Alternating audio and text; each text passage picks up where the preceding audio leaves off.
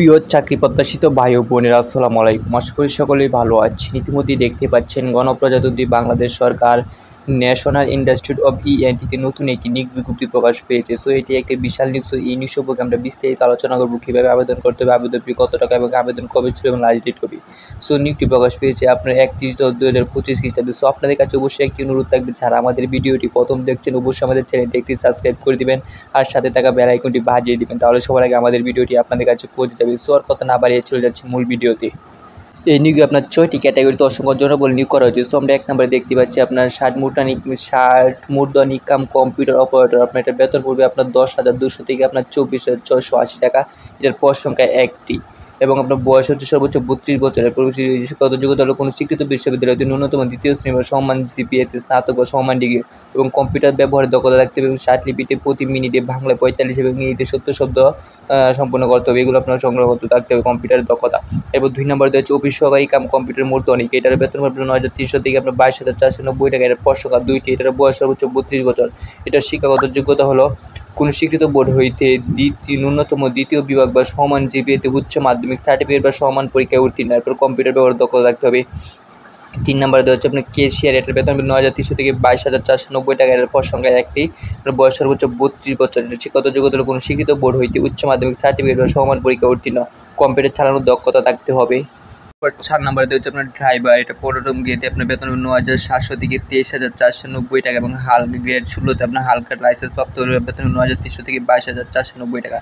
এটার পদ সংখ্যা 1টি। এটার সর্বোচ্চ বয়স 32 বছর। শিক্ষাগত যোগ্যতা হলো কোনো স্বীকৃত বোর্ড হইতে জুনিয়র স্কুল সার্টিফিকেট সমান পরীক্ষা উত্তীর্ণ। অর্থাৎ আপনার জিএসসি পাস করলে এই আবেদনটি করতে পারবেন। বাংলাদেশ সড়ক পরিবহন কর্তৃপক্ষ বিআরটিসি কর্তৃক স্বীকৃত ড্রাইভিং লাইসেন্স থাকতে হবে। অভিজ্ঞতা সম্পূর্ণ চালকদের অগ্রাধিকার দেওয়া হবে। 5 নম্বর দেওয়া হচ্ছে ওয়ার্ড মাস্টার। বেতন হবে 9,300 থেকে আপনার 22,490 টাকা। এটার পদ সংখ্যা 1টি। বয়স সর্বোচ্চ 32 বছর। এটা শিক্ষাগত যোগ্যতার কোনো স্বীকৃত বোর্ড হইতে উচ্চ মাধ্যমিক সার্টিফিকেট বা সমান পরীক্ষা উত্তীর্ণ। কম্পিউটার চালানোর দক্ষতা থাকতে হবে।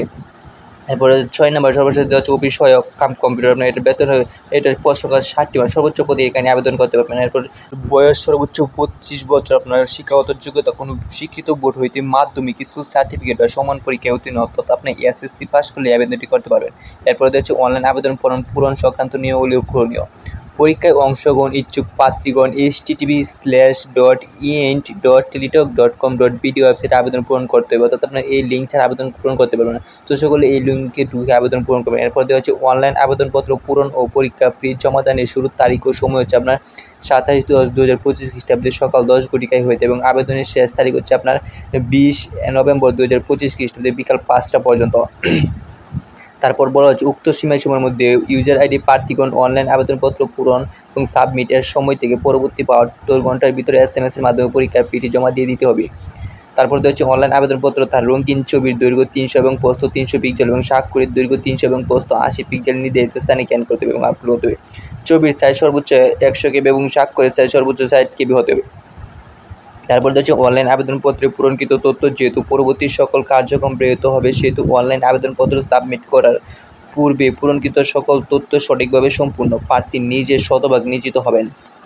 এরপর এখানে আরও কিছু তথ্য দেওয়া হচ্ছে, এগুলো একটু দেখে নেবেন। সো আমরা দেখে নিই কোন আবেদন করতে কত টাকা খরচ হবে। এখানে দেওয়া হচ্ছে যে কোনো টেলিটক প্রিপেড মোবাইল নাম্বারের মাধ্যমে 2টি এসএমএস করে আবেদন ফি বাবদ নিয়োগ বিজ্ঞপ্তি বর্ণিত 1 থেকে 5 নং ক্রমিকের জন্য আপনার 100 টাকা এবং টেলিটক সার্ভিস চার্জ 12 টাকা সহ আপনার 112 টাকা দিতে হবে 1 থেকে 5 নং আবেদনের জন্য।